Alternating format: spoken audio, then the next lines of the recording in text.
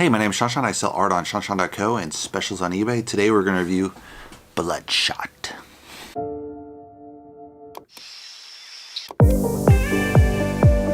So Bloodshot's a movie by Dave Wilson. It's kind of his debut as a director. Time is an hour 49 minutes, so right around the sweet spot, an hour and a half. Pretty quick pace for an action film, so that's good. It's not too long. Vin Diesel plays Ray Garrison, who becomes Bloodshot. Eliza Gonzalez plays KT, this kind of helper, one of the other nanobot victims. Sam Hugan plays Jimmy Dalton. Toby Cabell plays Martin Axe. Guy Pearce plays Dr. Emil Harting. So the story is this Marine kind of wakes up, well, he's on a line of duty, he's after this terrorist, and he breaks into the door, he shoots the terrorist, and this other guy gets a hold of, he gets kidnapped, and then he wakes up and he's tied up, with his hands behind his, tied down to the chair, feet tied down to the chair, he can't move. They bring in his wife, he's like, tell me where are these guys, where do you find me, da-da-da. He's like, I don't know, I really don't know. And then they kill his wife right in front. He's like, I'm gonna kill you. Then of course, later in the film, he goes out and kills this guy, right? But when he wakes up, again, he finds out he's kind of like this nanotech soldier. There's all these nanonites in his blood. So he really isn't who he was. He actually died and was brought back to life, which, he can't believe, of course, at first. And he tests out his skill against the wall, and he's like, he can break walls and take a lot of damage and cut his hand, and then the nanites will just kind of sew his hand back together. So he's kind of indestructible, but he's dependent on this company, RST, to kind of take care of him. So he finishes that one mission, and then they knock him out, and they wipe his memory and then reload him up with another character, and then he's out sent on another vengeance mission. And after a while, he's kind of figuring out, he just keeps going on these vengeance missions. He's like, what is this? This is so weird. And it turns out the lead scientist, RST, is actually eliminating all his competition, people that have left RST, and maybe they're gonna start another company or rat him out to the army or whatever. And so he's eliminating all his enemies that used to be former employees of RST. And a lot of the people that work for RST, they're these super soldiers, they're highly dependent on RST. So, the doctor can shut down the breathing valves of the girl that kind of has aquatic lungs and just turn off, and she can't breathe and is gonna die. So she's completely his slave. And then there's two more soldiers, one with fake legs, mechanical legs, and another one with kind of a suit that he attaches, and he's kind of a Dr. Octopus kind of figure. So yeah, I think it has a lot of potential. It's coming from this comic book series called Valiant Comics. From what I read on Wikipedia, it looks like it's loosely based. I didn't see it was exactly based, but I haven't read the comics, so I can't swear to it if it's really close to the characters or not. They're probably using the key characters as far as the villains and all the characters at RST correctly, but I don't know if it's, following, so to say, Bible of the Valiant Comics. I think one unfortunate event of this is because it released right when they kind of started locking down all the schools and gatherings in Ohio and across the US and across the world.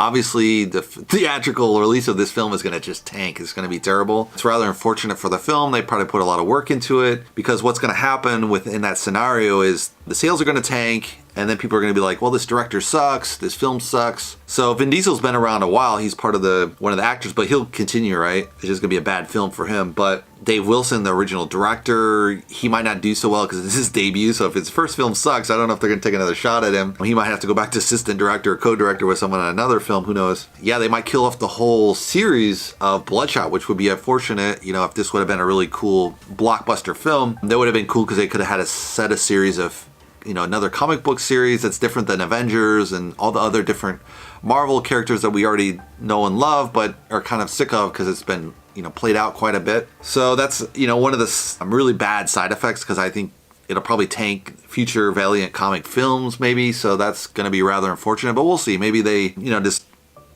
put it in ice for a year and then start again. Who knows? Because I'm sure eventually they'll have a corona vaccine and this will just all blow by and people will go back to the cinema. So I think in the film, the acting sequences are fine. It was really weird because sometimes they would do an establishing shot, which is you kind of see the whole scene, and they zoom in right away to the car scenes, and they don't have kind of that, narrowed down. They just go from wide shot to really narrow close up, head to, just like this much they're showing from the large screen. So there's not that really transition.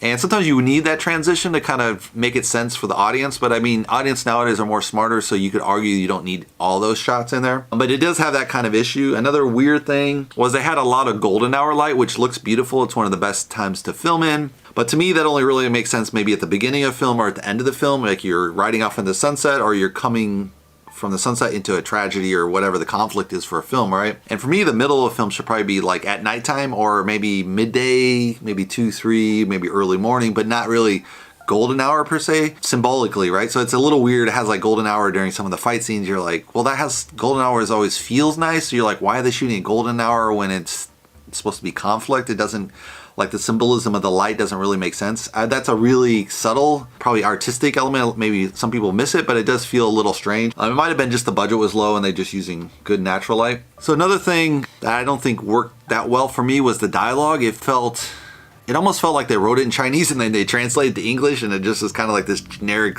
high-level language that would translate universally across different cultures, but because there's no localized kind of slang, no localized culture, it's kind of really generically wiped clean. It just feels kind of hospital sanitized. It doesn't feel, there's no grit to it. There's no, sink your teeth into it, like say a Fast and the Furious, where there's all the localized Latino culture kind of overlaid the film. It really creates that nice sense of bonding here, and in this film it just feels kind of generic. I think they did a great job with the sets and the costumes. It feels appropriate, like he looks like a Marine, the car scenes look like the car scenes, the corporation looks like this badass corporation. So from that aspect, set wise, I think they did an excellent job. Normal comic book movie style. Special effects wise, fine. That's, all those guys did A's, right? But then when it came to the dialogue, you're just like, dude, it's kind of I don't know. It doesn't land flat per se, like it's not like bad jokes or anything, but it just felt like, the dialogue could have been a little better written. They should have maybe had Tarantino look at it.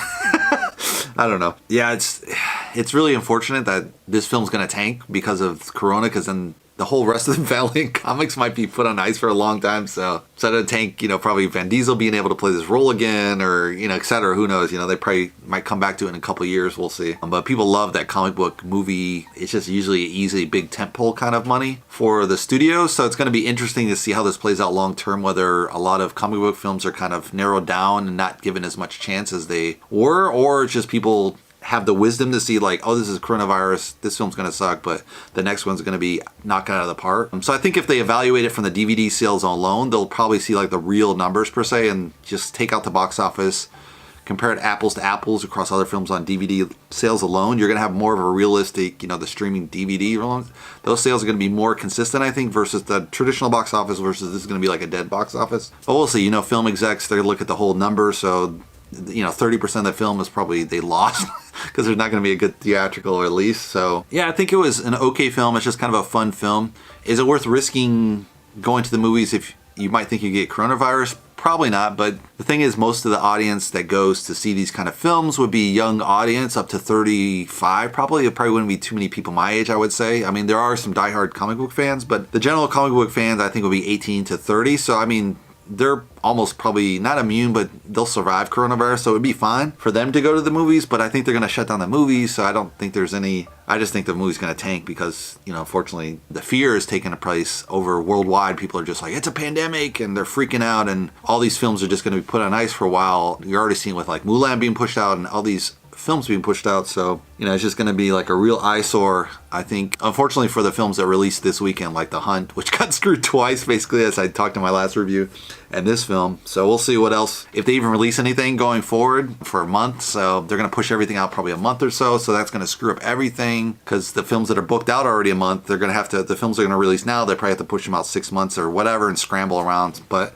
it'll be interesting to see how the studios play that out. I think I'd recommend the film for just kind of entertainment. I don't know if I'd necessarily collect it. If you're a comic book viewer, maybe you would. I don't know, just the writing wasn't as strong as I thought it should be. But comic book films are usually written kind of generically. So anyway, that's my take. If you want to see more movie reviews, you can subscribe below. And I'll see you in the next movie review. Thanks for watching, guys.